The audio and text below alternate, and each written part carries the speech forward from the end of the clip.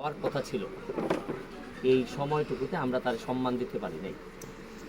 তবে আমি আগের কিসেতে যাব না, আমি আপনাদের কাছে দোয়া চাচ্ছি যে যারা এখন জীবিত আছেন, আমাদের সম্মানিত মুক্তিযোদ্ধাবৃন্দ, বীর মুক্তিযোদ্ধাবৃন্দ, তাদের পরবর্তী প্রজন্ম যারা জীবিত আছেন এখন, আমি এমপি হিসাবে, আমি একজন আন্তর্জাতিক অপরাধ ট্রাইব্যুনালের সাবেক প্রসিকিউটর হিসাবে আমি যেন এমন কাজগুলো করে যেতে পারি, আমার পরবর্তী নেতা যিনি আসবেন তিনি যেন অন্তত বলে যেতে পারেন যে আমি এই কাজগুলো করেছি। আর আমাদের একটা সমস্যা হচ্ছে কি, আমাদের সোনারঘাটে আমরা আমাদের নিজেদের সম্পদ বুঝতে বুঝতে অনেক সময় 15-20 বছরও নিয়ে নিই। কে আমাদের সম্পদ, কে আমাদের দায়, এটা বুঝতে বুঝতে দেরি হয়ে যায়, যার কারণে ওই মৃত্যুর পরেই বেশিরভাগ মানুষকে আমরা তার অনুপস্থিতিতে সম্মান দিতে হয়। তবে আমার একটা বিশ্বাস, আমি চেষ্টা করব আপনাদের উপস্থিতিতে যারা আপনারা সম্মানিত, আপনারা যারা বীর মুক্তিযোদ্ধা এবং গর্বিত সন্তান এই সমাজে, আপনাদেরকে যতটুকু সম্ভব আপনারা থাকতে থাকতেই আপনাদেরকে সম্মানের জায়গায় নিয়ে যাওয়া, এটুকু আমি চেষ্টা করব। আপনাদের ব্যাপারে কথা বলার মতো বয়স, কথা বলার মতো যোগ্যতা আমার কোনোটাই আছে বলে আমি মনে করি না। আপনাদের এই দেশের জন্য অবদান কোনোদিন কোনো মানুষ অস্বীকার করতে পারবে না এবং এই ঋণ পরিশোধ করার মতো না। আমি মাঝে মধ্যে কষ্ট করে দুঃখ পেয়ে বলি যে 360 জন আউলিয়া আসছিলেন সিলেটে, তারা এই পুরা সিলেটটারে পরিবর্তন করে দিয়েছিল। আর আমাদের বীর মুক্তিযোদ্ধারা জীবনের পরোয়া না করে 71 সালে যুদ্ধে গেছিলেন, প্রায় লক্ষের উপরে মুক্তিযোদ্ধা, বীর মুক্তিযোদ্ধা। তারা কিন্তু জানতেন না যে তারা ফিরে আসবেন, তারা জানতেন যে তারা ফিরে আসবেন না, তারা হয়তো মৃত্যুবরণ করবেন, মৃত্যুর জন্য তারা প্রস্তুত ছিলেন। কিন্তু কি এমন হইল 50 বছরের ব্যবধানে, 50 বছর আগে যেখানে লাখের লাখ মানুষ মৃত্যুর জন্য প্রস্তুত ছিল, আর এখন কি এমন হইল প্রায় 18 কোটি মানুষের মধ্যে একজনও মরার জন্য প্রস্তুত না, সবাই বাঁচতে চায়। আর আমার একটা বিশ্বাস, যে জাতিতে সবাই বাঁচতে চায় তাদেরকে কেউ বাঁচাইতে পারবে না।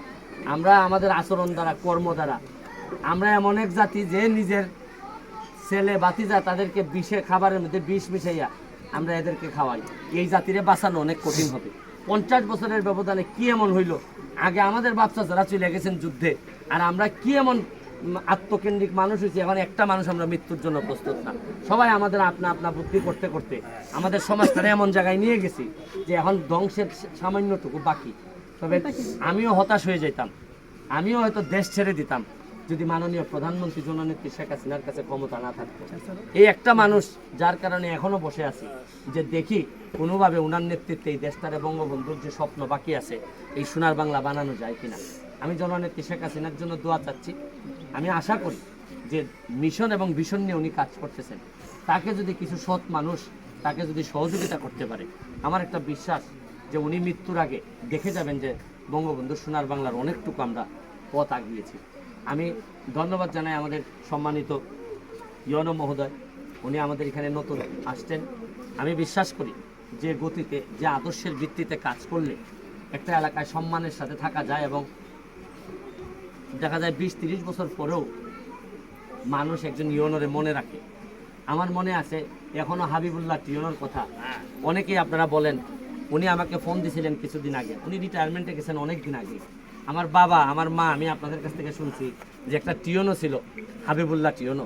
এরকম টিউনো আমি এখন এরপরে আমার জানা নাই খুব একটা, যে কারো নাম মনে আছে যে কে টিউনো ছিলেন, কে ইউনো ছিলেন, আমার মনে নাই। তবে এখনের যিনি ইউনো আছেন তিনি আগে বিয়ানীবাজারে ছিলেন। উনি, ওনার ব্যাপারে আমার অনেকটুকু জানা। আমার একটা দোয়া ওনার প্রতি থাকবে, সহযোগিতা তো সব সময় থাকবে।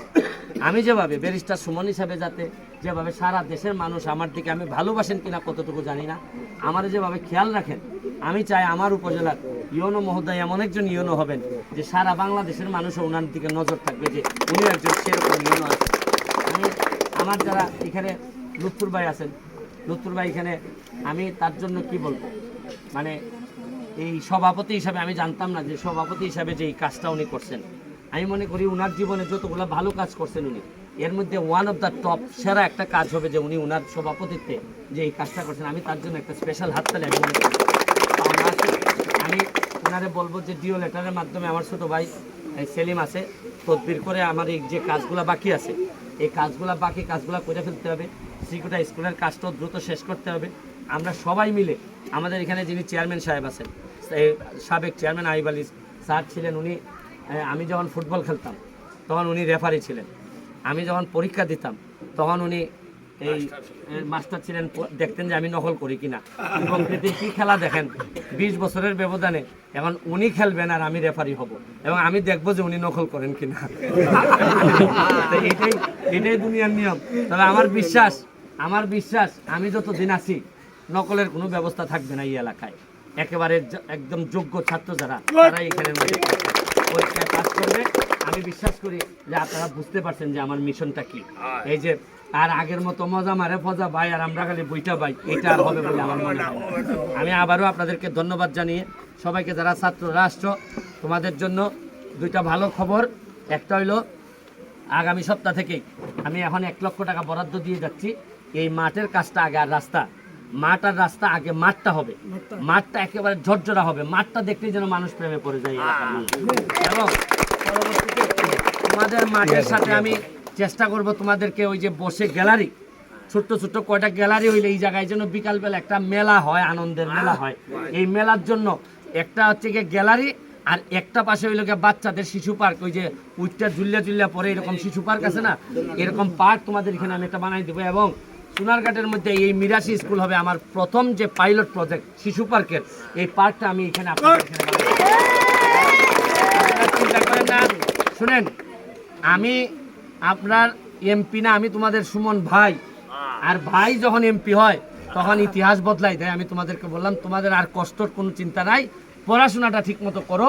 যদি সিআর দত্তের মতো মানুষ 50 বছর আগে এই এলাকা থেকে জন্মাইতে পারে, তাহলে তোমাদের মধ্যে কোনো কিছু কম আছে বলে বিশ্বাস করি না। তোমাদের রক্তের মধ্যেই এই যোগ্যতা আছে, শুধু নিজেরে বিশ্বাস করতে শিখো। মনে রাখবা, যদি নিজেরে বিশ্বাস করতে শিখো তাহলে একদিন না একদিন বঙ্গবন্ধু সোনার বাংলা তোমরা বানাইতে পারবা। এইটুকু বলে আজকের মতো বিদায় নিচ্ছি। জয় বাংলা, জয় বঙ্গবন্ধু।